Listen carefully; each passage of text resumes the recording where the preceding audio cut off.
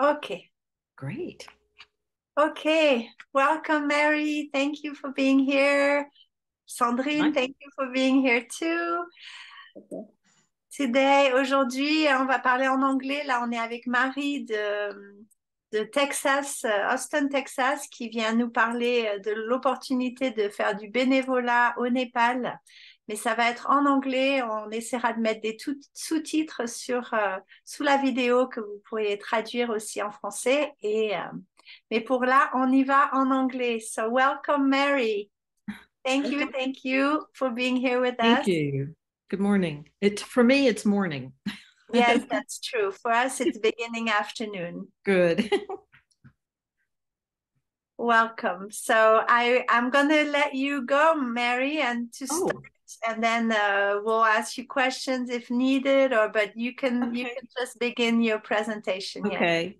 And I want you to jump in and speak whenever you want to also, because you have Okay, great. much to add to these pictures. Uh, I'm I'm going to show some slides about the school in Kathmandu, the Sri Aurobindo Yoga Mandir. It's a school. It's an orphanage and a school, and the purpose of this particular presentation is to recruit volunteer teachers for this school. All right. Now you can Satyana, Yes. you can Yes, explain now what I'm doing. this is the place where we went to volunteer for a couple of months. Mhm.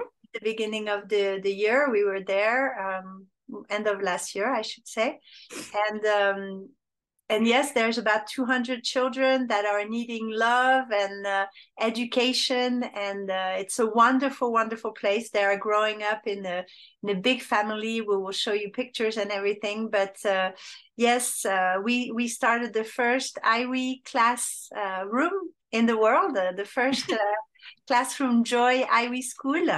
And it is just the beginning. Sandrine was there with us when we were working to Oh, you create were co-create this class. Yes, Sandrine. okay. Well, you know everything then. Yeah, Sandrine goes to Nepal regularly, and Okay. she has been an Well, you tell activist. us, Satrine, then you jump in and you tell us and explain because this will be a great conversation.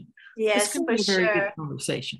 For Okay. sure, Sandrine has prepared. But it's amazing because you are both there now together, and you are the two-person who have filled suitcases of material created with love on both sides, I'm sure. But I know Sandrine just made so many little things that she made with her hands and fingers that Oh, she put in this suitcase that was supposed to leave for Nepal last week. But oh, the person who was taking it there had too many things and did not take it. So it's still no. waiting for people to be brought over there. Hello, hello. And it was a very sad thing because there was so much love put into them. The Yeah. children will have It to will wait get now there. to receive this. But Mary has also put together a suitcase with material from the Montessori that she used to use with her grandchildren.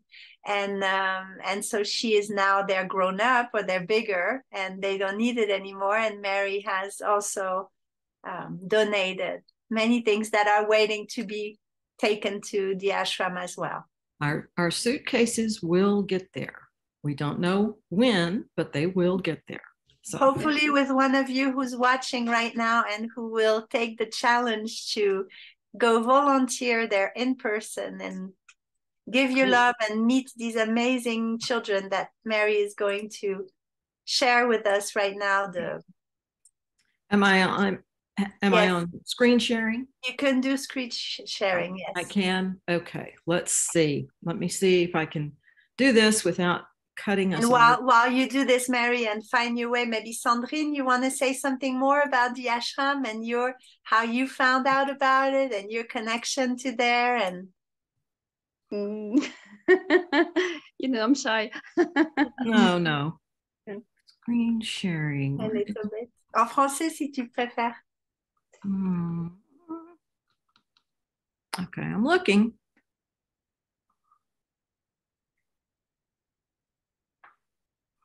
Déjà, tu peux nous dire combien de fois tu y es allé?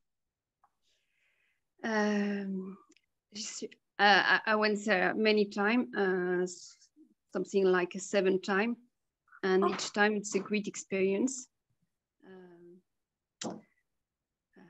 Children are very nice and very smiley. Mm-hmm.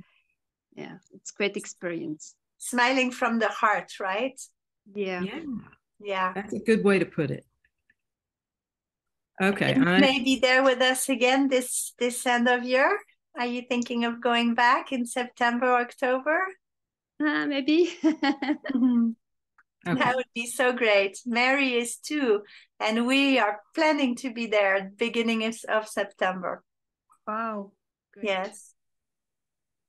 Okay, Mary is ready, I think. No, I'm not. I'm yet. still looking for it. I had it up, and you'll find it. It's here, but I had it up, but I don't know where it is. We are all having to go beyond our comfort zone to do this kind of thing. Yes. But it is stretching us, and eventually we'll be able to touch more people because of this media, which is really the idea of gathering together online with conferences that can be recorded and watched later, and that can continue to make a difference. It's loading. Think we got it. Okay, super. It's loading. Super. Then maybe now you can just do full screen sharing. Yeah, it's up. I think it's still loading. Just a minute. Yes. I'm sorry. I had this up just a second ago, and of course. No problem. We will probably cut this. Yeah. Okay. No. Okay. I was going to propose you to start 15 minutes later. I sent you a message, but you didn't see it, and try to go live, do some live presentation, but it didn't work this time. It's going to work. Here it comes. We'll do maybe another time. Live when we will learn how to do it. Well, I'm not an experienced media star. No problem. The only thing you have to do is push view full screen. Okay. So that we don't see all your computer things on top. Sure. So you have to go inside the PowerPoint view where it says view, I think. Below it says the date view. Yes, maybe full screen or. Are we there? Yes, there we are. Fantastic. Right. Bravo. Yay. Good job. Okay, we're here. Go. Okay. So officially, we will start again here and we'll cut the rest. Okay. All right. Thank you for your patience. Okay. Well, the wait, go back one more second so we can just start right on the presentation. Well, no. Go back the other way. Go back, she says. I don't know how to go with back. The little arrows maybe on the bottom. You go. There you go. Arrows. Okay. There you go. So right now we're going to just be quiet and I'll just introduce you, Mary, and let you start. So okay. So welcome, Mary, and thank you for sharing with us about this amazing place in Nepal and the invitation that we are offering today. You're welcome. Thank you so much for inviting me to be here today. I'm going to talk about the Sri Aurobindo School, and it's also called the Institute of Integral Yoga in Kathmandu, Nepal. It is an orphanage and an ashram, and today they have around 200 children. Ages, I see. I put ages 4 to 7. It's ages 4 to 17. And the whole school is organized around mutual respect and responsibility. We're going to talk more about that as we go on. Everyone does their part, does some chores to maintain the gardens and the facilities. These small children that you see here, they have their chores and their tasks every day, just like everyone else. And this is located in the beautiful hills on the outskirts of Katmandou. This is the principal, Veda Pindaya.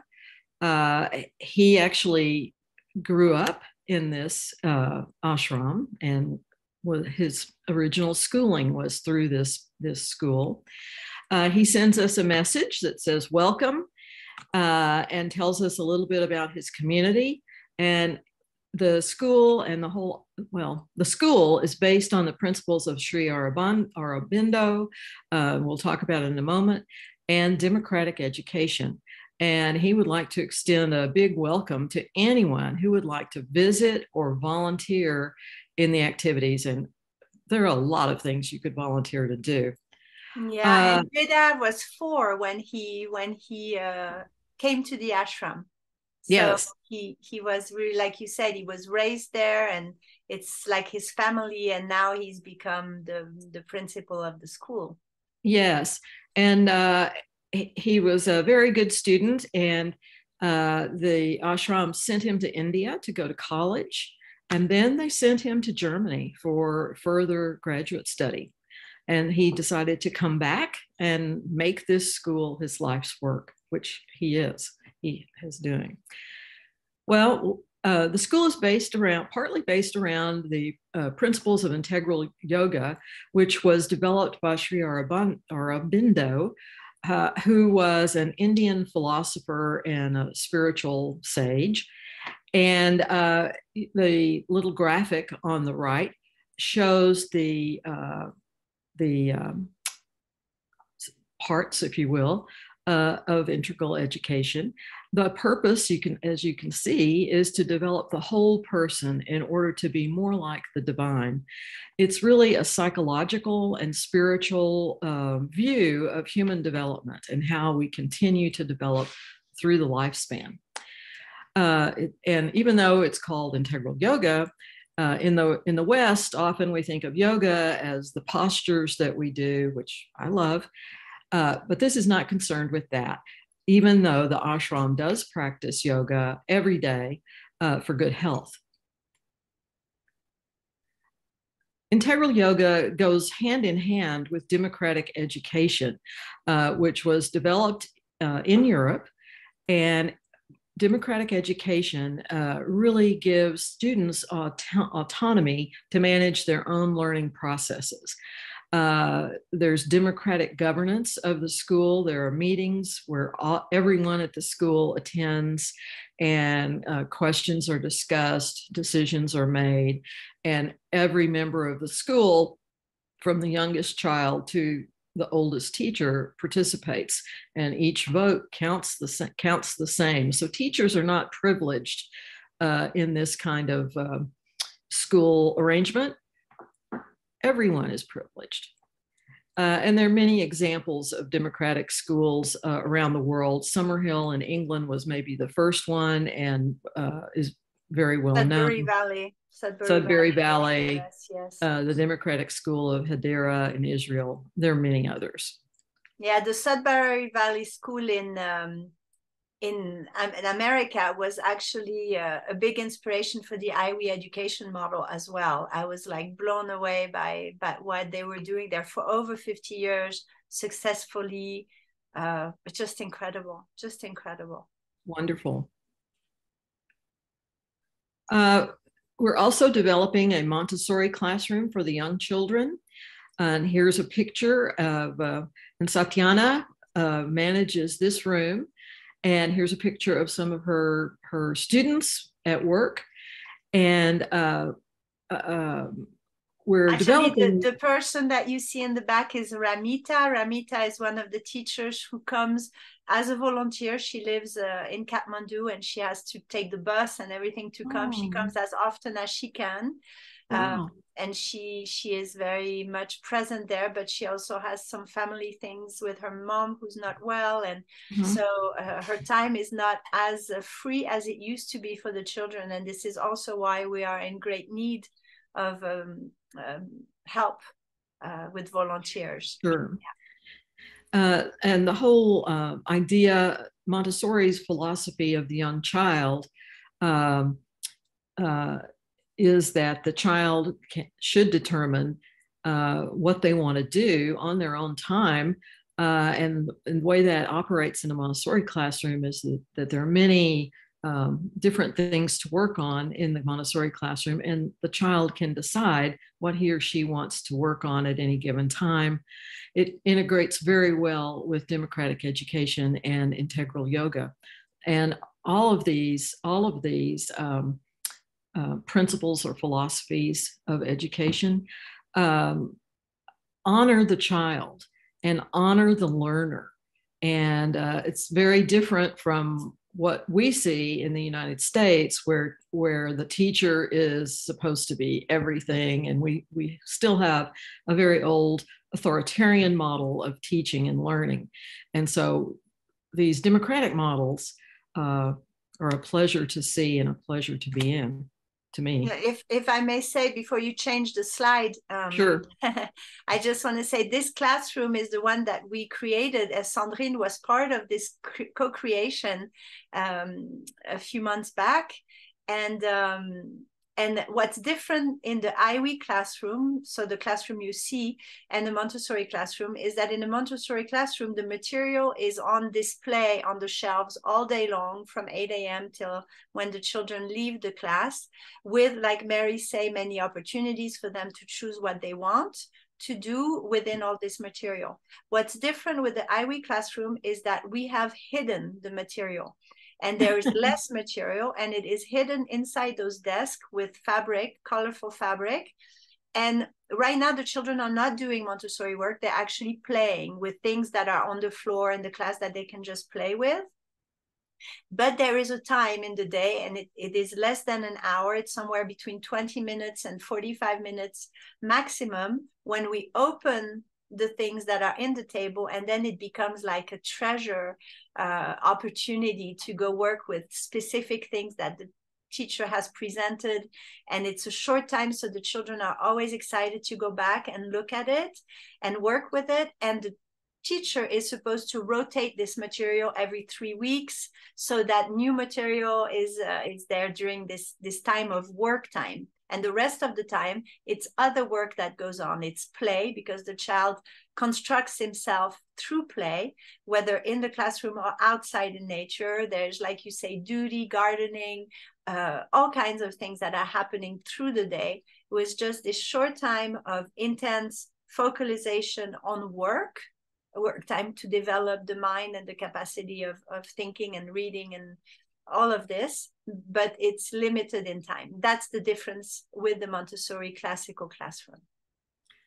But I will say that we're adding more Montessori material as we go, and other types of material. So there's going to be more and more for them to do. Yes, we will soon have the pink tower and the brown stairs, and Mary has all this in the suitcase waiting to arrive. We're just so excited. So thank you. They're coming. They're coming. Sandrine has also created movable alphabet with a friend who's like an ebonist, who's working with wood and all kinds of things. She was showing me through Zoom all that she had, and the children are going to be just so blessed by all your endeavors. Thank you.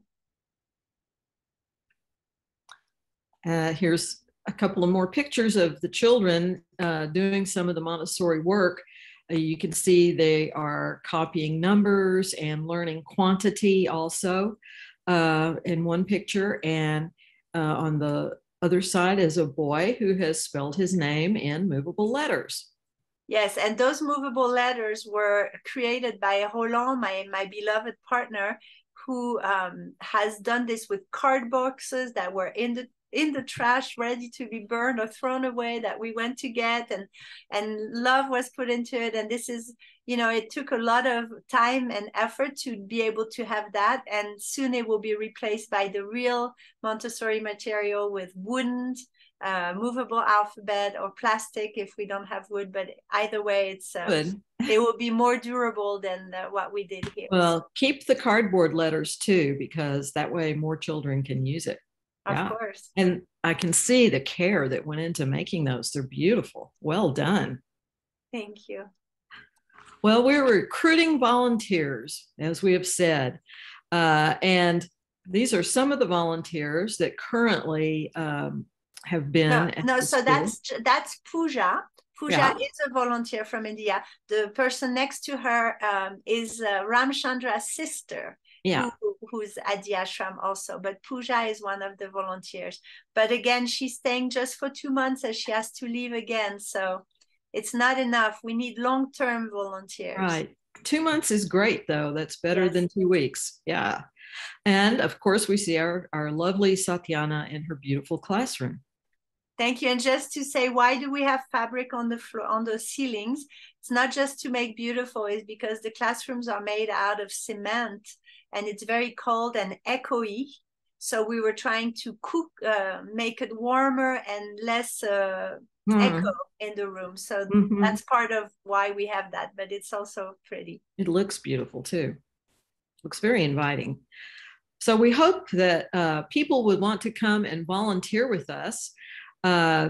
It's perfect. Volunteering at this school is perfect for retirees such as myself.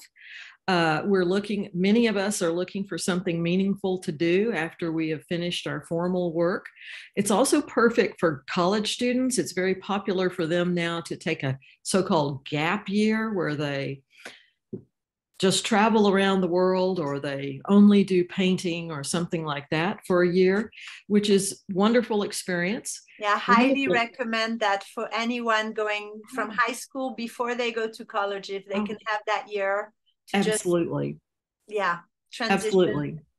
It would be amazing. But it's for, a gap year is for the economically privileged, let's say that. Yes. You don't have a gap year traveling the world if you have to work and earn a living to feed the family. So that's the unfortunate part. But in this way, we're asking for a 3-month minimum commitment at the school. Veda and I talked about this round and round, and he finally said, 3 months, that's the minimum. The school will provide room and board, and he said there would be no charge for the volunteer. I want to make very clear that this is an unpaid position. It is totally a volunteer position, and the volunteer is responsible for all your travel expenses. So it does cost a little money to come and do this, but it is one of the most rewarding experiences I think you could have. And if you're looking for self-growth within yourself, spiritual growth, if you're looking for something meaningful, if you're looking for a new adventure, if you want to go trekking when you're not working with the children, all of those are some of the benefits for working at the school, volunteering with the school. Volunteers stay in this multi-story guest house, which is a newly built guest house. It's modern. You see a little picture of the lobby.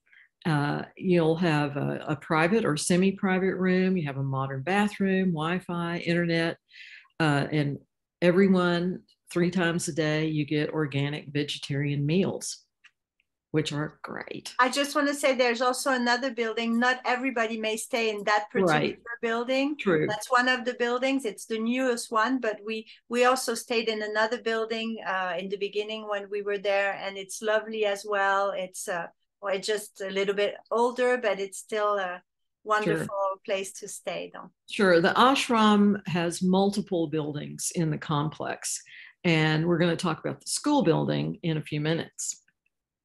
I want to mention the organic gardens and farms. They grow most of their own food, and they have to grow enough food to feed about 250 people 3 times a day. So that's amazing. They do have small gardens at the ashram, but they have another place in a more rural area that is the main farm.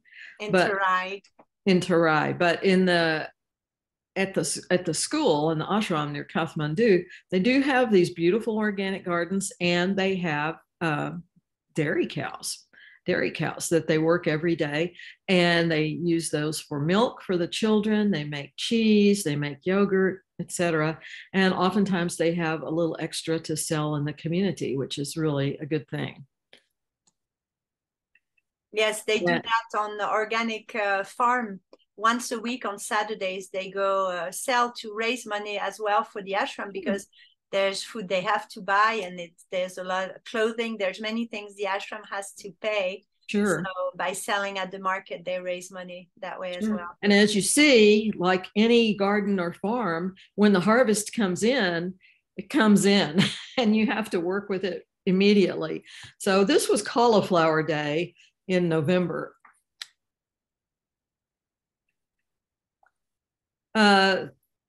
I talked about a few of the benefits of volunteering earlier, but goodness, you know, I corrected this, Santiana. That's okay, don't worry. I corrected it, and here it is again. Self-growth, but seeing the world through new eyes, EYES. I do know how to spell it. I just didn't. Don't worry. But that's the best way, I think, or one of the best ways to really open yourself up, gain a new perspective on the world. You see so much more, and you gain, you respect others, and you respect all human beings, I think, much more by seeing human beings in many, many situations. You're going to meet some incredible, lovely people. Veda, everyone in the community, they all work hard. They are very loving. I never heard an unkind word when I was there. I never heard children squabble or cry. They were giggling and laughing and singing, and everyone seemed very happy. Yeah, it's extraordinary. We were there for 2 months, and really, I think if I heard a child cry two or three times, little ones, all ages together, that was the most. It was, yeah. And they're free. They roam around freely. It's just extraordinary. It's beautiful, actually. It's really beautiful. And part of that is because they are such a loving community. It is a community. It is communally based. It's not, in the United States in particular, we're very individualistic, and the individual is the God and so forth. It's totally different here at the ashram. Here it is a community, and all of the people are equal, and we honor all of the people equally. They have a very healthy lifestyle. Volunteers can join in the daily meditation and hatha yoga. They also have kirtan twice a week, and they have other things. Veda told me that occasionally he gives talks about the Bhagavad Gita. So I would like to hear that. And again, Ramchandra as well. Ramchandra gets done before each meditation. Sure. Where he will read a passage of the writings of the mother or Sri Aurobindo. Or very interesting practice. Very interesting. And for those who want to go trekking or sightseeing in Katmandou or Pokhara or anywhere, they can, at the ashram, they can also arrange all of that for you. And they have trekking guides at the ashram. Of course, that's available for a fee, but one of the benefits of coming to this place to volunteer is that it's all right here, and everything can be done. So. And everything we do there supports the ashram. So if you go trekking somewhere else, well, the money goes wherever it goes. If you go trekking with the people from the ashram, all the money that you spend will be going back into the ashram to feed the children, to buy material, to buy clothing. So you are really contributing while enjoying yourself on an extraordinary adventure.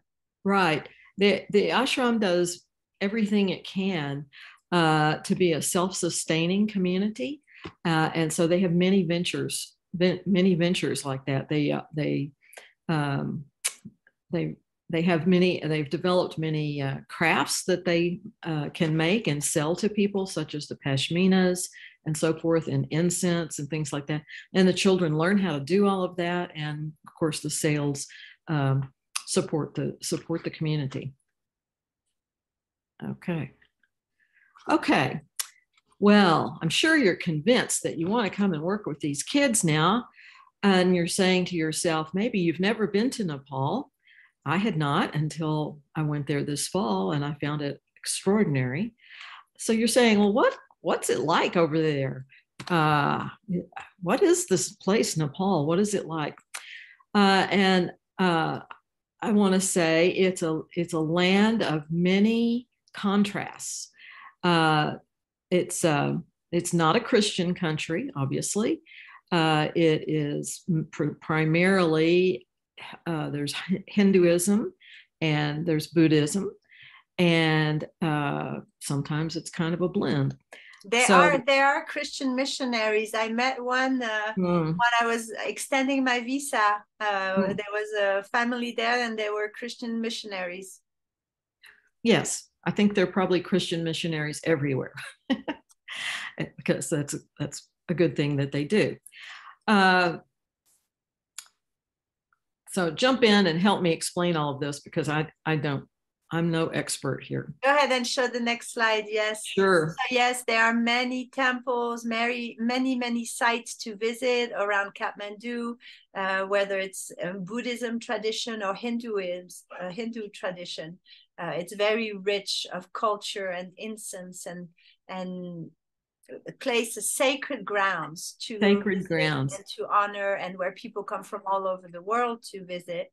So it's very international that way, and it's very honoring of individual religion. Like we said, there's Buddhism and Hinduism and all kinds. Religion, Christian religion, everything is inclusive and honored. Nobody is it's like that in the streets as well. It's like there's bicycles and cows and buses and cars and motorcycles, and everything is just like navigating together in such a graceful way, where you would go, how is this possible? But it is, and it's really Nepal. I've only been in another place like that, which was Bali, which there was that kind of grace also in the streets that were so different than what we know. But yeah, it's a great place to visit. Yes. And there are so many temples. If you want to go sightseeing, I think you could fill your whole agenda with temples every day. You would probably not run out of places to see. Yeah, and ancient cities, also very ancient, like the walls, the stones, everything is just very deep rooted in tradition. Yes, a lot of a long history. There are 3 palaces, or ancient royal palaces in around Kathmandu, and those are very interesting to go and see. The ancient architecture on the picture where the brick building is, and you see this picture, the architecture is somewhat like that. And you see the monkeys climbing on this particular in this particular picture. Now, was it the monkey temple?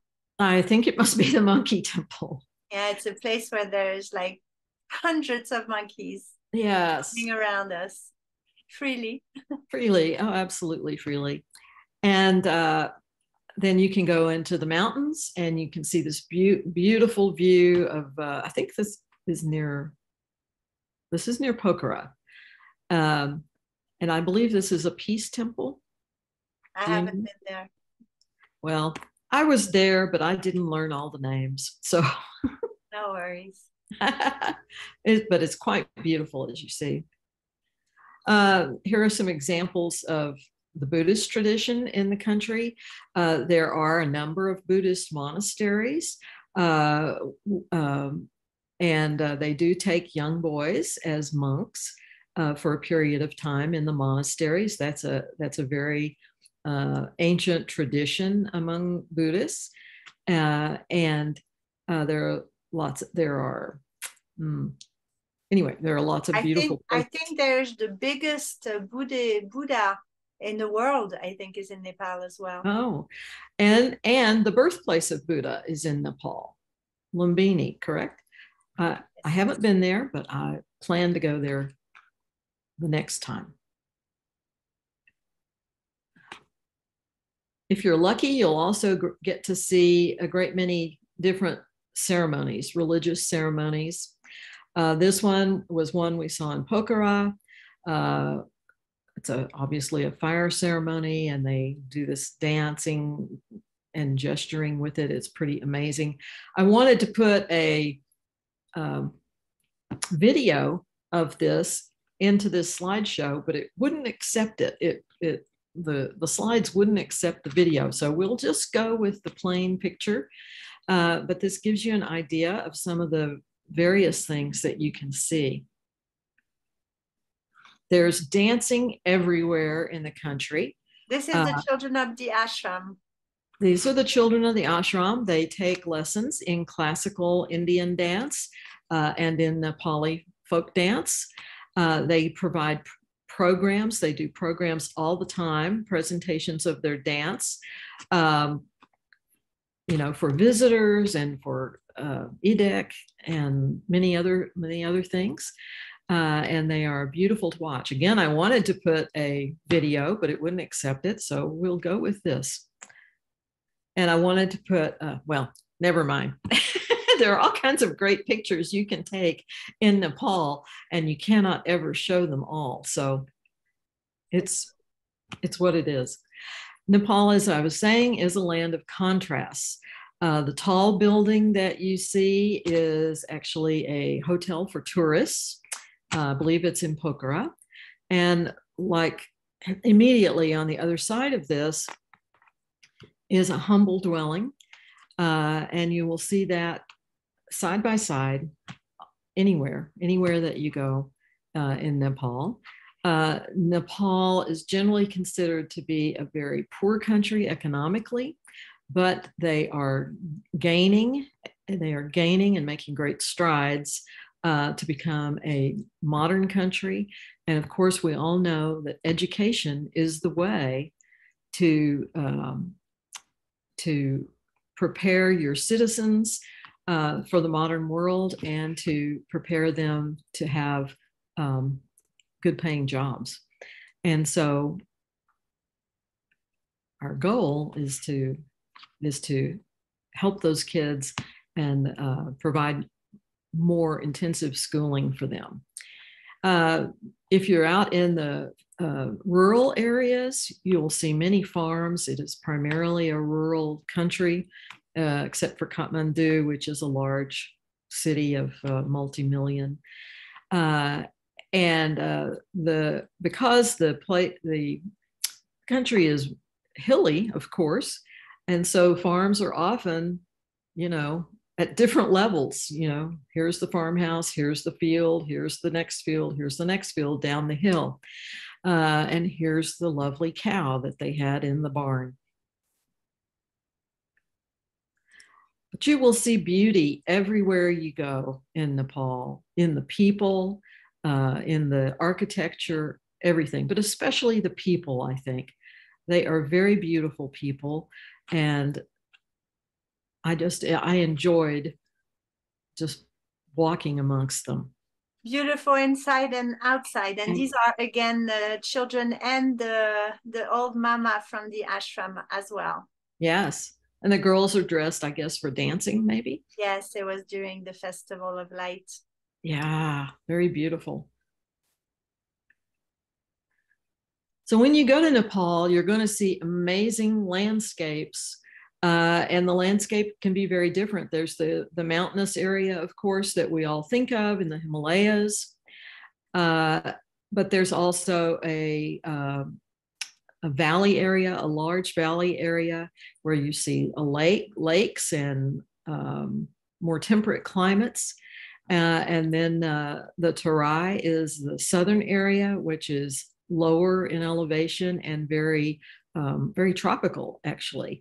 And they have a number of national parks in Nepal where you can see all kinds of animals in their natural habitat, such as elephants and rhinoceroses. And I haven't been there yet, so I don't know how many animals, but a lot. So you can go from the Himalayas and the snow and the beautiful mountain areas all the way down to tropical areas where you're picking mangoes and enjoying. And the climate also is quite varied. Of course, high up in the high elevation, it's cold and there can be storms, etc. But in Katmandou, it's a very temperate climate. It's actually, the temperatures are pretty mild year round. The humidity can get high. They do have a monsoon season in the summer. And then down in the tropical areas, it's warm. So it's an amazing place with quite a variety of lands. Sorry, I was going to say, yeah, people can volunteer in Terai as well, I think, and if they prefer the tropical weather and they're not into trekking, they can actually go volunteer in Terai, where there's the children most of the time that are like what we would call the teenagers are in Terai all year long, and the small children go there for about 4 or 5 weeks in October. They go also to spend time there and have a change, like a holiday vacation, but that's also a possibility. And I think they have about 50 children in Terai at any time. Yeah, 50 or to 80, I think. Oh, wow. Yeah. Okay. And as far as I know, they don't have any teachers in Terai. Is that true? No, I mean, not that I know. When the young children go, they go with their teachers. Oh, they do. Okay. Yeah. Okay. And I'm sure there's some teachers, because they wouldn't just leave all these teens with no teaching at all. But they're probably like in democratic schools, or people who share their passion and talents with the children. Like, if you love science, then you're going to go teach about science and. Well, I know Veda in particular, he's concerned about the children in the Terai, and he would like to provide more volunteer teachers for them. So okay, great. That's an opportunity. So you have an opportunity to go there as well as Kathmandu. Wonderful. So you're going to meet amazing people, and here are all the kids. And Satyana and Veda and Roland, and I don't know the other person. But these are all the kids from the school. All the kids except the kids that are in Terai. Sure. They had just returned to Terai when we took the picture. That was sure. Just before we left, the day before we left, and they left 10 days before. Oh, cute. And you see they're energetic and full of energy and laughter and fun. So this is really a happy place and a wonderful place to work and share your knowledge and your experience and your love. So I hope you will come and teach with us. It's a wonderful thing to do. It will elevate your life especially, and it will also elevate the children. When you come and you share your experience, you are elevating everyone's knowledge and everyone's experience with each other, and you're really helping the children prepare for the future. Sometimes I say, let's elevate for the future, but that's what's really happening. So come teach with us, please. You can contact me at maryblack0@gmail.com. I'm sure, Satyana, they can contact you. It looks like I didn't get your email in here. What is your email, Satyana? I will put it in the chat. It's satyana@me.com. So SATYANNA @ like Mary, E like elephant.com. Okay. And our new website, which is we use for recruiting volunteers, is www.arocath.org. It's for Sri Aurobindo School at Kathmandu, so arocath.org. And that website has a lot more information about the school, about integral yoga, about democratic education, all those things. It also has an application form if you'd like to come and teach with us. And we're working on many other additions to that as well. But and I also want to say, the word teach can be scary for some people. In a democratic school, especially in a place like the school in Nepal, it's not so much we come teach, but we come share our passion. So if you're passionate about theater or history or something that you're really passionate about, you just come and share your passion with the children. And that is what we call teaching, but it's not really teaching. It just, for me, this is what's missing in our education system, is that we have teachers who teach many subjects to many children at a time. And some teachers, some subject, they like them, some subject they like less. And so when we share something we're not passionate about, we don't transmit that spark of wonder, of curiosity, and this is what's missing in our education system. So I wanted to say, maybe you can change it even, Mary, but rather than say come teach with us, come share your passion with us. That's a great one. Come share your passions, your talents with the children. I like that. Well, and also I will say, I put teach because my background is in teaching. I'm used to thinking that way, but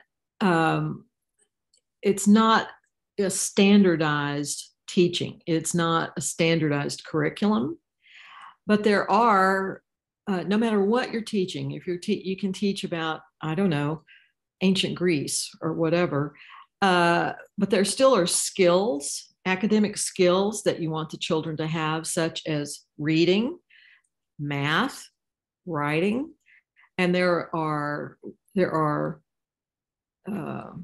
steps to teaching those skills. You know, you have to start out in reading. You have to start out with certain things. You need to start by learning the alphabet, by learning the sound of the letters, et cetera, et cetera. Yeah, this is why we created the IE classroom, to have a good foundation where they can really learn to read, to write, to count. And once they have that, they can teach themselves so much, and they exchange sharing too. And that's like the foundation. And after that, more free. So even with learning those basic skills, if you want to take off the PowerPoint so we can see you better, where we're going to. If I can figure out how to do that, sure. Yeah.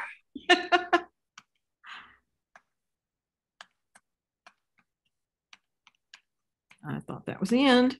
Give us a nice review while you do that. Yes, here's a nice review while I figure out how to get this off. Okay.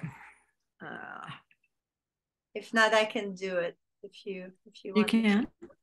I can just, if I share something, it will stop your share. Okay, how's that? Is it off? Yeah, I just, okay, now it's off. Oh, yes. Okay. Wonderful. So please go on, continue. I interrupted you, but well, you know, I don't know what I was saying. You were saying that the importance of teaching in a way that it can be academic also, so the children can then graduate and go to other schools for further study. The skills of learning, reading, writing, and mathematics, those are the things that we embed. And we need to make sure that we don't necessarily have to teach those. We have to provide the materials and experiences so that the children can learn those. Yes. Right? And they learn it on their own, believe me. Well, that is the experiment we are having right now, because right now there's not many qualified teachers in this. We put the material there. I'm seeing them a half hour a week online. And we are going to see how much it can develop just with this little bit of hands-on. Great. Yes. So it is sharing your experience and your enthusiasm, and that makes all the difference in whether or not the children want to do it or not. And if they don't want to do it, they wander off. That's okay. They can go outside. They can do whatever they like. But if we do have and much of this, to me, depends on the materials. What do you think, Santiana? I think the material is very important. I'm going to ask the people who are not there on their video to maybe, either be there or turn your video off, because then I can take you out. Because to just have a camera with like showing a wall, it feels a little bit funny. So maybe Nathalie, si tu nous entends, tu peux peut-être ou fermer ta caméra ou venir devant la caméra pour qu'on puisse te voir. Oui, voilà, c'est mieux comme ça. Then we can see, mais on t'entend pas? On t'entend pas? He's there. Voilà. Thank you for that. So if you have questions, I know it was in English. Laetitia, Nathalie, Sandrine, si vous voulez partager quelque chose avant que Marie nous quitte. On t'entend pas, Laetitia? T'as ton micro fermé? Oui. Et t'as pas tout compris, j'imagine, parce que c'était Pas du tout, j'ai rien compris. C'est pas grave, on fera une traduction, on se débrouillera pour partager. We will somehow put the subtitles in French and in English, I think, and then they'll be able to see what we did. That'll be great. Nathalie, did you want to share? Tu voulais partager quelque chose peut-être, ou t'as compris un petit peu ou pas trop non plus? Non, le micro non plus, ouais. C'est pas grave, c'est pas grave. On t'entend pas, faut remettre ton micro.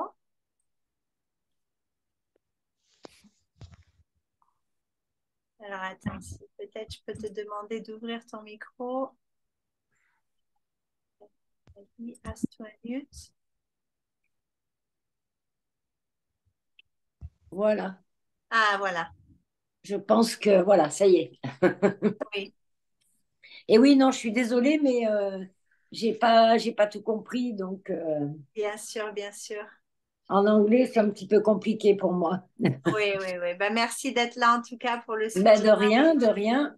Et peut-être Sandrine, toi, tu parles un peu anglais quand même, si tu veux. Moi, j'ai suivi la conférence. Je suis tout à fait d'accord avec tout ce qui s'est dit et tout ça. Je voudrais rajouter que moi, ça fait presque 10 ans que j'y vais. J'y vais à peu près tous les ans.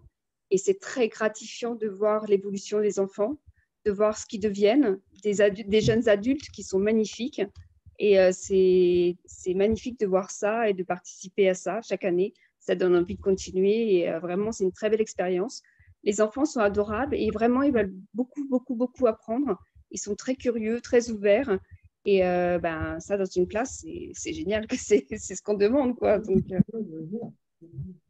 une très belle expérience. Oui, c'est certain que pour les enseignants qui ont l'habitude d'avoir des enfants peut-être pas très intéressés dans ce qu'ils leur partagent, en tout cas à des moments, c'est vrai que le fait de ne pas avoir beaucoup d'enseignants au Népal jusqu'à maintenant, quand il y a quelqu'un qui vient enseigner quelque chose, il y a une faim, une curiosité, une soif d'apprendre qui est délicieuse pour les enseignants. Pour ma part, moi, je ne suis pas enseignante, donc je viens avec une petite expérience, mais ça reste quand même à chaque fois des expériences géniales parce que les enfants sont faciles, ils attendent d'apprendre, donc ils ont soif de nouveautés et vraiment, ils sont adorables, donc en ça, c'est facile. C'est génial. C'est tellement inspirant pour Sandrine qu'elle en a fait une valise complète de matériel fabriqué à la main avec amour pour qu'ils puissent avoir des choses avec quoi travailler et jouer. Merci. Mary, I give you back the last word. We're going to close because we have somebody else coming right after you. Sure. Is there anything else that you wanted to add before we... Well, I very much appreciate everyone tuning in today. It's been a pleasure for me to see you all and to speak to you and to share my experience.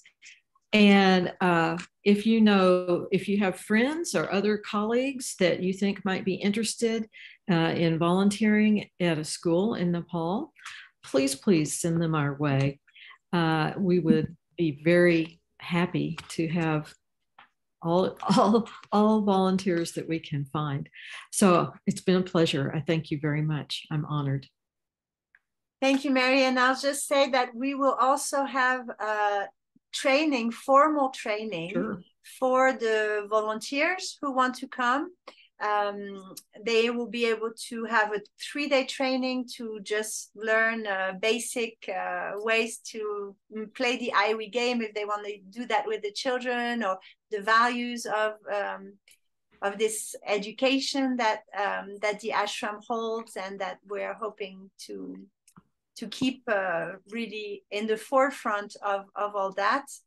And there'll also be a 10-day training for those who want to go farther in the IWE education model to learn how to teach in that way, 1 hour a day maximum, and get the small children. And this is really for the smaller children from 2 till like 6 or 7 to really learn the foundation of reading, writing, math, and all the movable, the sensorial, the things that are taught in the Montessori world.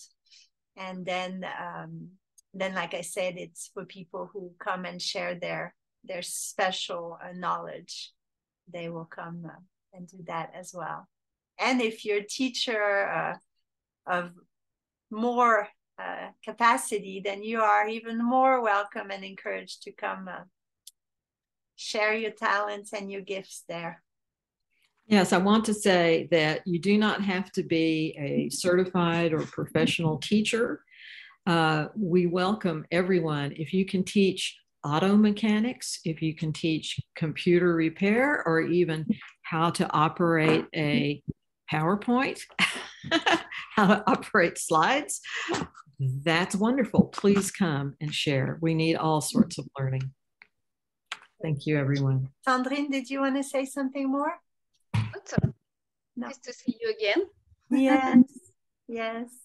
I hope we can meet again, all of us together in September or October.